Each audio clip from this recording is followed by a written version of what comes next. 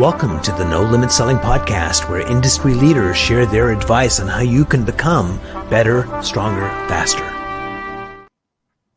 Hey everyone, welcome to another episode of the No Limit Selling Podcast. Today we have the privilege of having Debbie Allen here with us today, and she's going to help us do better branding, define ourselves, get more customers, be happier, run away to Fiji. It's going to be amazing.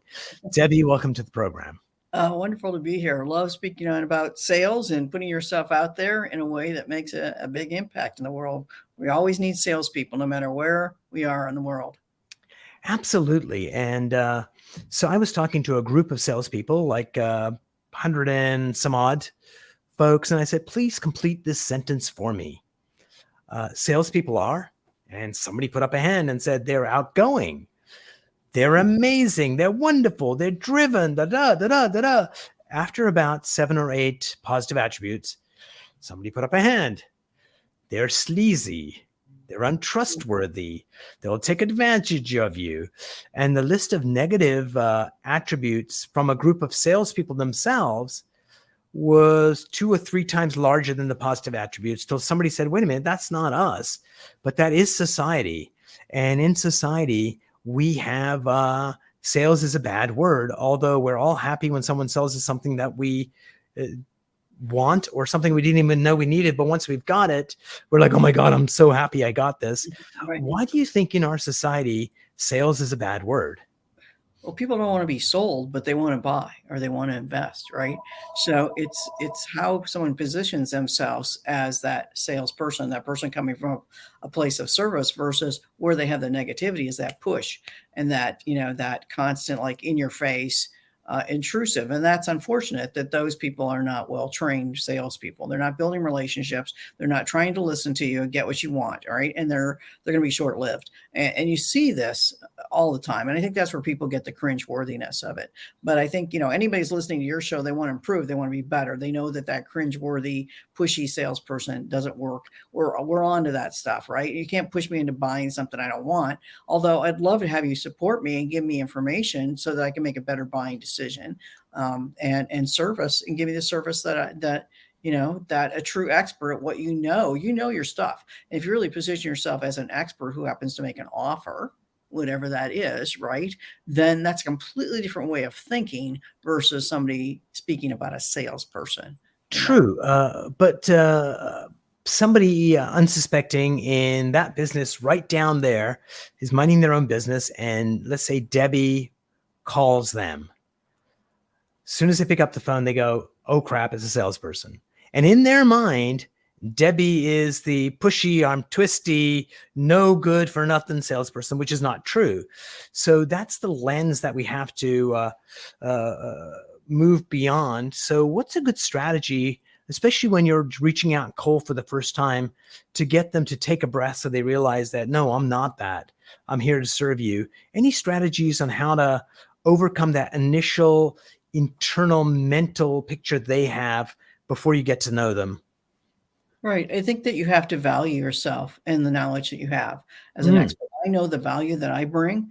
And even when clients decide to invest with me, even my top dollar mentoring program, it has to be a win-win. It has to be a fit because my time is the most valuable thing I have.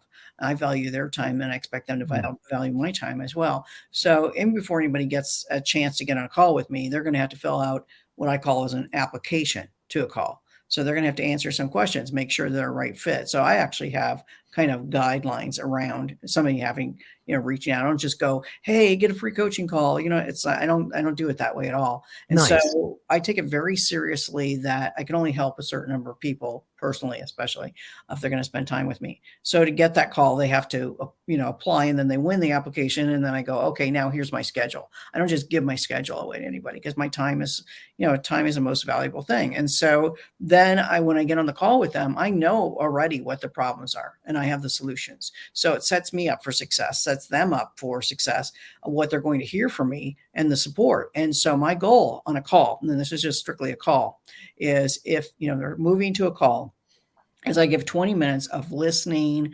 supporting, responding to the answers that they have, 20% all on give. Don't sell it all. There might be some seeding in there, talking about case studies of stories of other people you might have helped, but it's totally focused on them. And then at 21 minutes, I mean, I'm watching my clock, right? 21 minutes, I go, now, because I'm in supporting them. Is it okay with you if I tell you a little bit more about the services I have that I believe they'll support you? And based on your conversation, this is where I think, would be a good place for you. No one ever says no because you're giving them support. Where a lot of people go wrong is they undervalue themselves. They give way too much time. And now you've broken down the value and people don't want to invest because they're like, you've given it away. Or you've gotten pitchy or salesy way too soon before you built a relationship. Everything is a relationship where you're talking on Zoom, conference call, one-on-one, face-to-face. You've got to build a relationship and it's got to be real. And people can tell if it's fake or not. And I always say, put your head and your heart together and come from a place of service. You're never going to go wrong. Absolutely. And I really like that. And I especially like the survey assessment, the tools that you have before they get on a call with you, because it does two things. Most people have a etheric sense of what the issue is. And by forcing them to actually articulate it and write it down and think about it, it focuses them on what the issue is as well, which I think is helpful. Plus, it allows you to help them in a higher way. So I love that. It does three things. Number one, it helps them think more clearly on what they want. Two, it creates a filter. Only people that are interested are going to go through the process and come on the other side. And number three, you can be of the highest value to that person in that 30-minute call.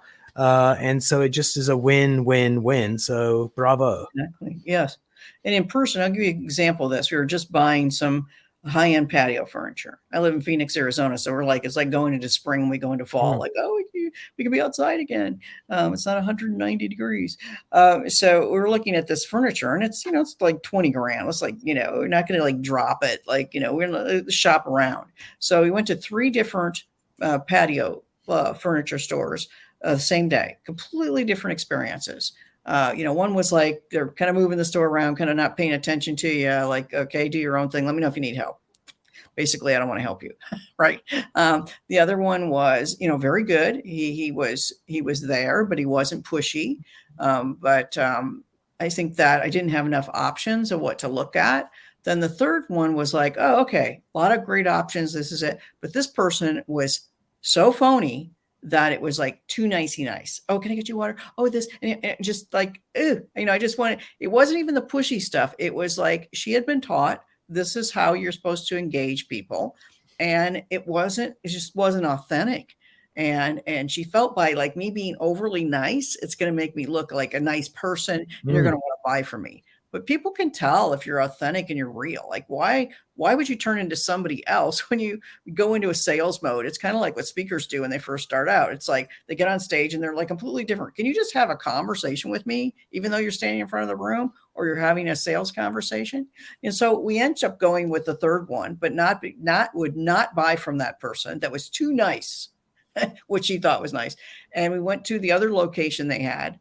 And we bought from this gentleman that was real and authentic and talked about our families and talked it's just about the weather and it was just easy. And he had the answers and he had the right choices. He listened to what we were saying and directed us completely. Because when there's way too many choices, people don't buy. Like if it's too confusing. So there's a lot of things that salespeople have to overcome is help guide people on a decision when there's a lot of choices.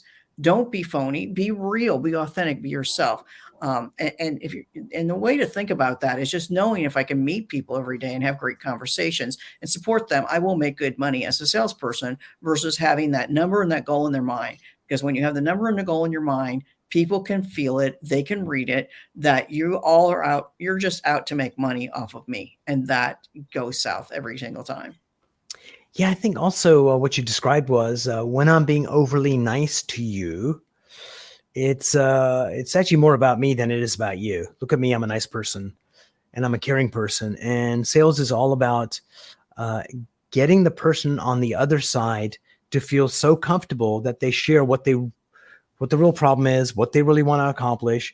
And that listening and that connection allows you to go, it sounds like one of these two things is going to be the solution for you. Let me know what you think. And I think what we're selling has to come at the end, like you described on your call. is 2/3 of it is very much figuring out what's going on for the client, helping them get clarity. And then once they've got clarity on it, this is what I want, say, I think we can help you, and then go solve that problem. Yeah, and it's about learning how to communicate with different types of people. And being able to read body language. I mean, there's everything with, the skill sets of a salesperson isn't just how you deliver the message, how you communicate that. Is reading body language. You tell if people are like looking fidgety, like you're talking too long or whatever it is. You just get good at it where it almost becomes subconscious to you. And again, if you're really being real, you can start paying attention to those clues versus focusing on, I want to make the sale. And that's why those people that are really pushy is they miss every single one of those clues. They don't see the body language. They're not listening, all of those things. Right. And even when I started doing as a speaker, being able to read body language, even through an audience, like, okay, the story's going too long, or I need to engage them more, or whatever. I could read an audience of hundreds of people, so it's a real amazing skill if you can learn to do that. And even on radio shows and podcasts where I wasn't even seeing the host, was able to read the flavor of the host or who their market was and go along with that conversation. And I would tell you the most challenging one I ever did was when I was on the radio show with shock jock Howard Stern. That was it. I had to take his style on. I had to be a little sassy, a lot sassy. I had to kind of beat him up because I know if I didn't beat him up, he'd beat me up. It was a completely different situation. But we do have to shift and change our communication skills with whoever it is we're speaking to. Absolutely. And reading the room is like so important. And I think having these conversations with peers is really useful. So for example, I was doing a presentation beginning of the year, and the room was just not, they were all on round tables. There was like maybe 200 people, and they were just not connecting. And it was like, okay, like how do you get them to engage more? And it was a post-mortem that really dictated that what I needed to do was to actually break them up into groups on their tables and give them an activity and pick a captain for each one of the tables to report back to everybody, and just be more directive, but also create engagement locally in their little community. But we live and learn. And so doing an autopsy is really critical to improving what we do. Any thoughts on how to look at a sales situation that went well and also one that went badly, on figuring out whether either the hidden gem was where we did something fabulous, or the landmine that we hit when something went wrong? Any thoughts on how to do a good autopsy? Yeah, I think that, if you do a prospect call, let's say you're talking to somebody or you're meeting somebody, and you think that went really great, they're going to become a client and they're going to drop down that big chunk of money, and they've got it. And then all of a sudden it's like you get crickets. Like, why are they not responding to me? Right. You miss something along the way. I always ask for permission if I'm doing a call with somebody on a phone, a Zoom call. I like Zoom. I used to always use conference call before Zoom. Now it's like I can look at their face. I can pick up on the body language if I'm, doing a sales call, and I record it because I record it for them. I always say, is it okay with you if I record this for you? Because I give you a lot of wisdom. And sometimes I say stuff that some brilliance comes out and you ask me, what do I say again? And I forget. So I kind of joke about it. And then everybody's like, oh, sure, you can record it for me. And then it gives them a little bit of a buy-in just because I recorded it, but it also supports them to be able to listen to it later on. And also myself, if I felt like it went south, where did that happen? So like where it's happened to me, where I'm like, they were totally in. What was it? Was it the money? Was it the time? Those are usually the two biggest excuses people have: money and time. So if you can overcome those, like, okay, you're working with another coach right now. Do you need to finish that up? Maybe the timing is better here. We didn't talk about that. Or do we even talk about the money? Like, maybe we didn't even have a conversation. Is this in your budget? Does this work for you? An offering a payment plan. Maybe you felt that they needed a bigger program you offered, but they only had a budget for this. Okay, fine. Let's just start there, and then you'll see results. And if it's good for you, then you start go out and get some clients. You'll make some more money. You can invest in a longer period of program with me and some more skill sets. I just never push them. I just always read, where they're at, and but once in a while I get sidetracked. They're like, they want you, they want to work with you so bad. They just sound so ambitious that they want to, like, I want this. This is exactly what I need. And then they disappear. And you're like, okay, where'd that go south? It usually is, you didn't pay attention to the clues. they told you they didn't have any money. They told you whatever it was, or they're just, or the fear. Like in that questionnaire, people tell me like exactly where they're at. So I'm reading that going, I have a fear of success. Okay, that's probably not going to be a good client for me because I'm a very straightforward coach, Mm. and I'm going to tell them here's the steps to do and just do it, hang on, go, and we're going to get there fast. That's how I like to work. And we're going to, because I take the right, I'm confident in those steps I'm going to give you. If somebody's afraid to begin with, I can't change that mindset. So I really pay attention to mindset clues. And then if Oh, somebody's out going nice. out, like, even looking at a new car, like I want to get a new car, like, I'm in a Mercedes gal for many years, and it's like I'm ready for my lease is coming up. I don't know if I want to buy the car. I don't know if I want to lease another car. I haven't decided yet. And I just keep getting these, these messages, and no one's reached out and actually said, hey, well, let's set up a conversation. It's just they're trying to get me to an appointment. Like, you have a conversation around this, and let's see what timeline works for you. I probably would have set up a call with them versus like I just keep ignoring it until the date gets closer, and then I'll make a decision, I guess. I don't know. I'm not ready to make a decision yet. I just did a live stream with a guy called Mustafa, and his main superpower is the follow up and staying in touch with clients. And he would have said, hey, as the lease is coming up 6 months before, that's when you should intensify your connection with that person, because they're going to be ready. And the dealer that provides the best service and outreach is going to be the one that wins. And oftentimes people get lazy with this. Oh, they'll just click on a link if they want to come. Or at my dad's company, the marketing person, hey, it's on a website. If they need it, they can find it. And it's like, what? Are you nuts? Yep, that's not going to happen. You gotta blow your own horn a little bit. You got to teach your own horn. You got to be a little bit of a shameless self promoter, but still being a place of service, knowing that what you have is so valuable.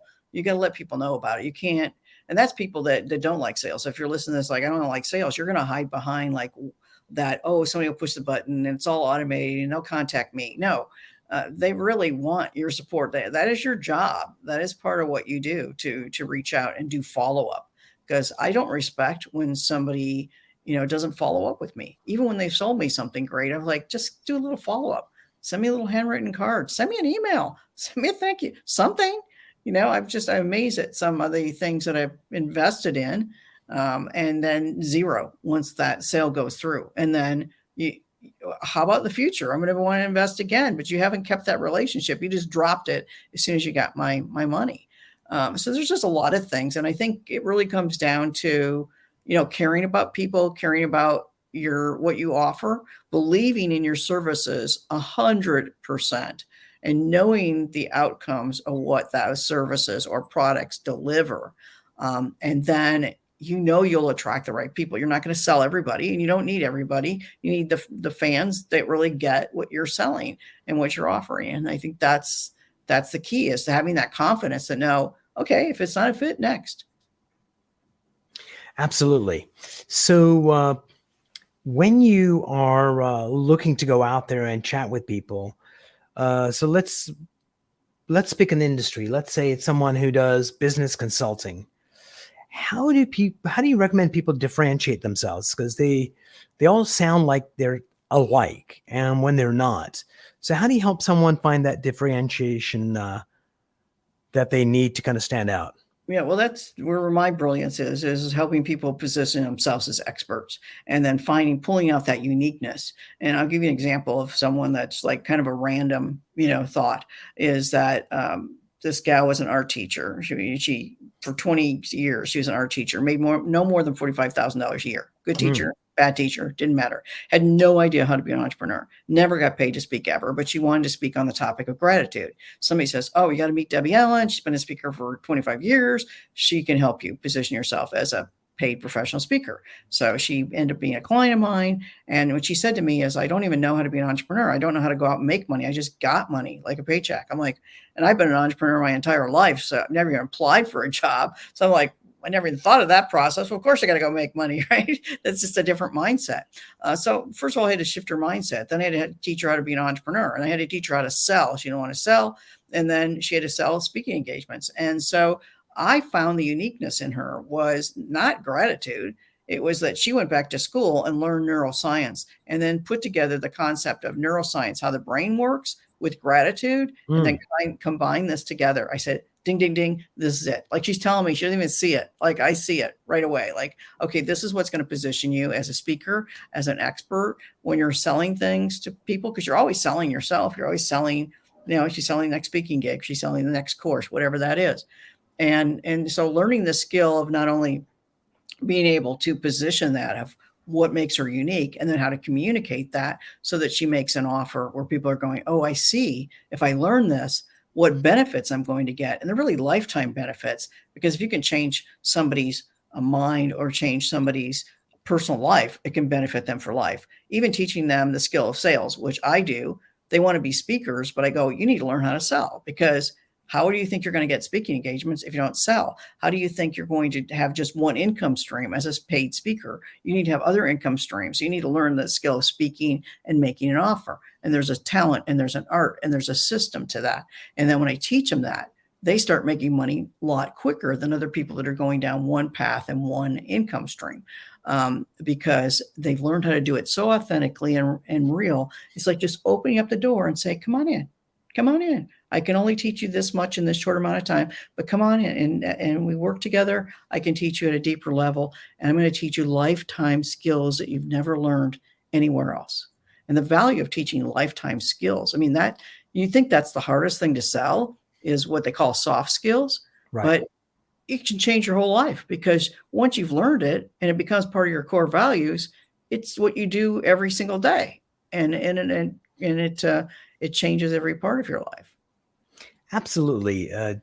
Debbie, what's a book you'd recommend that people read? Well, I would have to recommend my book. Absolutely. Yeah. My newest book is Expert Positioning. And that, for anybody in sales or wanting to know about sales, it's like, it's going to cut your sales process down, your marketing process down, just how you've positioned yourself. The Absolutely. foundation of who you are and what makes you unique. And one of my favorite salespeople, any book by Joe Girard on sales. Oh, yeah. I don't Is even he know. still around? I don't know. I was going to say, I don't even know if he's still around. I'm still a fan. He was old when I got his first book. It was about car sales. A long, Yes. long time ago. It started me on the path. Right. Anyone like in the Guinness Book of World Records selling the most cars. It was all relationship building and stuff. And I used to have an autographed picture on my office wall of Joe Girard. I doubt that he's still around, but he was my inspiration. So any of his books, I think, were the best sales books I have ever read. If you like more edgy sales skills, Jeffrey Gitomer, I just was on his podcast last week. I mean, Sell or Die. Powerful, different energy. There's so many different ways to learn different things. But all that stuff, I mean, I've read everything I could probably put my hands on in sales, but those two people were probably the ones that really made me really stand out. And, the other one would be anything on how to get yourself, influence others, the power of influencing others. And I think that's the title of the book, something on power of influence.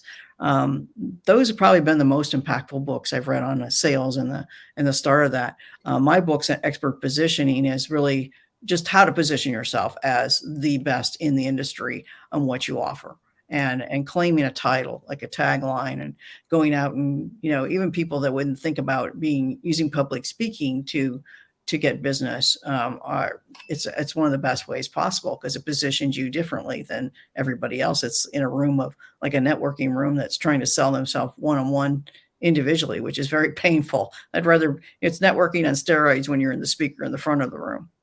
Yep, you have this gravitas and this stage, and use it.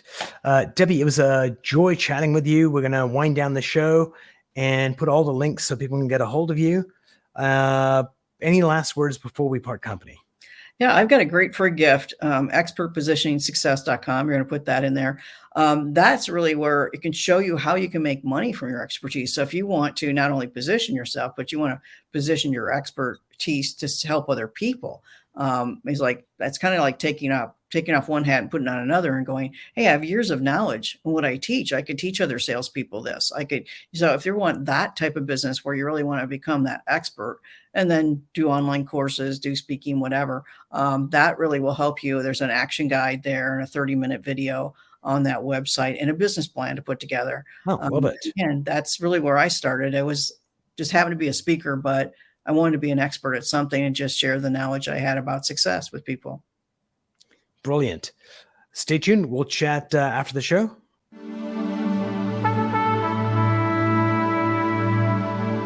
If you enjoyed this episode, please go to iTunes and leave a 5-star rating. And if you're looking for more tools, go to my website at nolimitselling.com. I've got a free mind training course there that's going to teach you some insights from the world of neuro-linguistic programming, and that is the fastest way to get better results.